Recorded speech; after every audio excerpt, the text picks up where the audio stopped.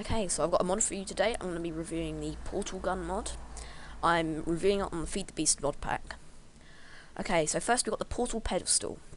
It's crafted like so, and can be placed on the floor just by right clicking. Just get out of inventory. There we go. And there's a cool little animation. And once it's all the way up, you can place a portal gun on it, like I've done with all the portal guns in the mods. So we've got a regular portal gun here. We've got an Atlas portal. We've got the portal gun from co-op mode, the blue gun. We've got the orange gun from co-op mode. We've got the bacon gun, and we've got the potato gun, as you can see here.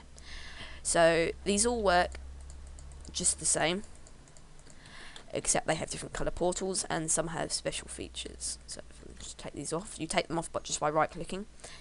And it's a cool little sound file when you switch to them. You probably can't hear that. And each portal gun has two different colours. So this one has orange and blue, like so. The Atlas gun shoots purple and blue. If for some reason it seems to destroy the blocks under here. And the orange gun shoots red and yellow. The bacon gun shoots a kind of muddy pink and a kind of muddy blue. And the potato gun, not only does it shoot green and light green, it has a few sound files every now and again that happen.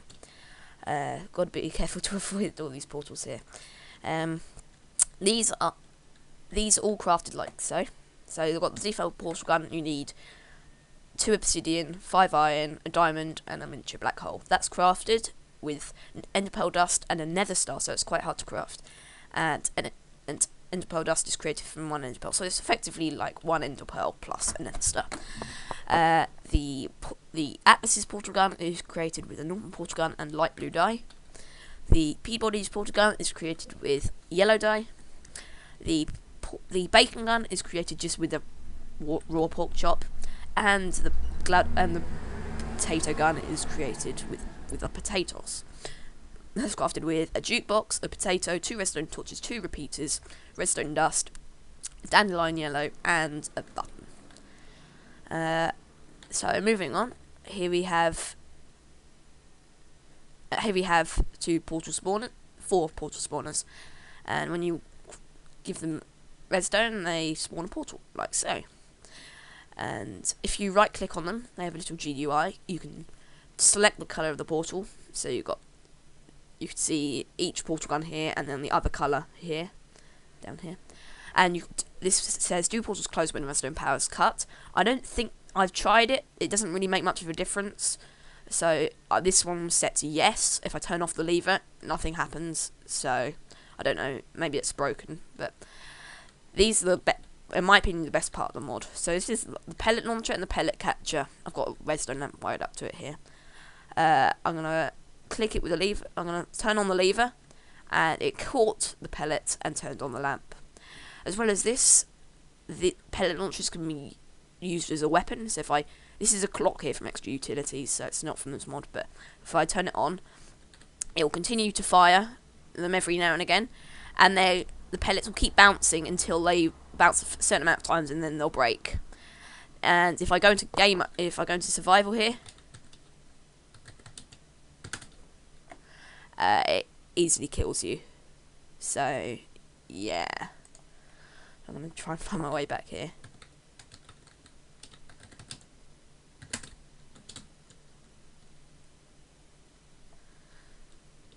Just get over there, and then we continue.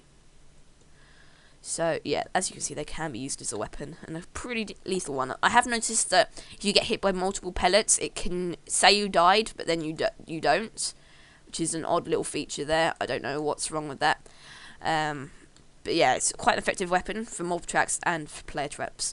Oh, I forgot to show you the crafting recipe for the portal spawner. So portal spawners are crafted like so. No, don't want to give myself 64. They're crafted with a miniature black hole, iron, and 2 diamonds. So they're actually more expensive than the portal gun, which is odd. But yeah. And I'll turn off this because it's really noisy. Here is the pellet launcher, and that's crafted like so. So it's iron ingots, gold, and redstone. So pretty cheap. And this is crafted with like 2 obsidian, iron ingots, gold, and redstone. So it's just replacing 2 of the iron with obsidian. So next up is the aerial faceplate. You craft it like so. 2 obsidian, 3 iron, redstone, and a glass block. And if you see here, I can step on it, and it's going to launch me into this hole I've placed here. And you can there's a GUI if you right click, and you can choose the horizontal power here, vertical power, and if it needs redstone. So if you click yes, it will turn. It should change colour, but it didn't. So okay. If I get a lever here, you can see. If I turn it off, it still launches me, so that might be a bug, I guess. Turn it off. Yeah, it still launches me, but yeah, those are really fun to mess around with. You can make them go straight up if I...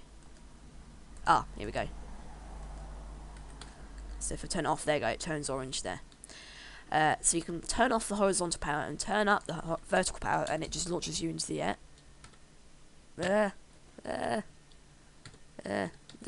Okay, there you go. And obviously that doesn't launch you, but if I turn on the lever, if I actually save the changes, it will launch you. There we go, and there we go, done.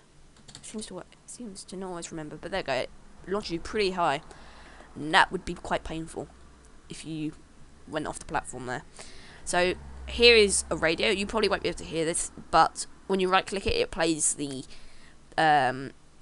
Still Alive radio tune from Portal, and right click it will turn it off. So it's pretty nice, and you craft it like so. So you basically have iron ingots and a radio loop. So if I go onto that, how you craft that, it doesn't tell you, but I'll get into the music list later. Down here are turrets.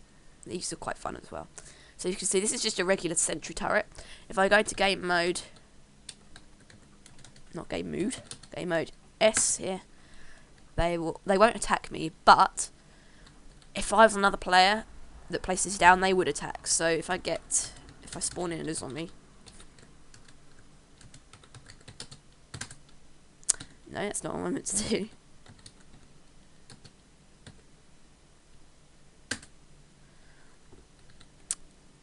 And if I get out here, say, a zombie, these are good for defending your base, but only really in single player, unless you're doing PvP. So if I do that, it'll get shot.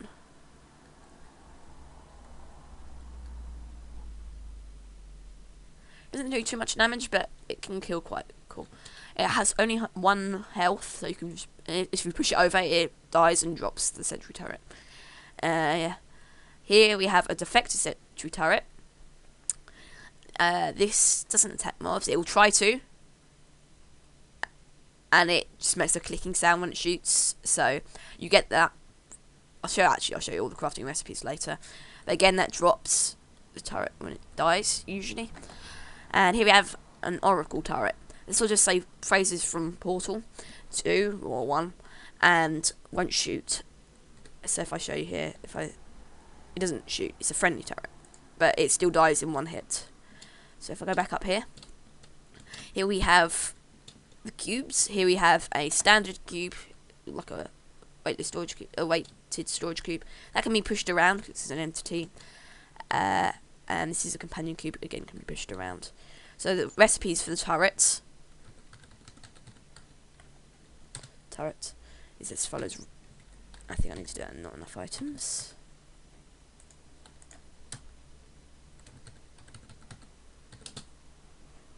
That is crafted not like that.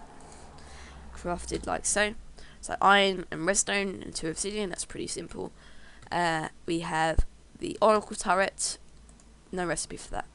And you can get it from smelting any different thing here. Yeah. anything like that. So smelting either the oracle or the sentry tower will give you a defective turret. Pretty useless, but still. So yeah, as well as this, the portal, the cube, these are cube launchers, and you can give them some redstone, and it will launch a cube. And when you reset the lever, it will destroy the previous one and fire a new one. You see it's stored up in there. Same works for the companion cubes. So these are crafted like so, just stone and iron, and the cube vent is crafted like this, so just a cube with stone, 5 iron and 2 glass panes. And this cube here is crafted by, I think it's by smelting a standard cube. No, so that's it. You have to place it down and give it a rose. So if I get a rose here, and right click with a rose, it should turn into a companion cube like so. I don't think it works with the ones ejected out of the vents. But yeah. And then after that, to craft the companion cube vents, you just put the same, but with a companion cube instead. So here we have an electronic intelligence indicator. This is cool for designing your own test. And if you right click it, if you give it a redstone current, it will change to a tick. So it's basically like redstone dust, except it can't be put in line to connect signals. So, or it's more like a redstone lamp. But yeah, these in this chest is long full boots. I should probably show you this actually. And that's crafted just with iron ingot, redstone, and glass block. Here we have not the glass chest. You don't want the nether crafting recipe for that. You need 2 long full boots to craft the long full boots, and that each long full boot is crafted with 6 iron and 2 diamonds and an obsidian. So it's pretty expensive. However, if you put these on, if I switch to game mode, survival, I've put them on, haven't I? Yep. And I can jump off here, but no full damage has been taken, so it's pretty useful. And it also gives you 1.5 bars of defense. So that's it for the mod review. I hope you guys enjoyed. If you want to see more mod reviews, please give it a like or subscribe. And if you have any criticism, please leave a comment. Thanks for watching, and I'll be back later.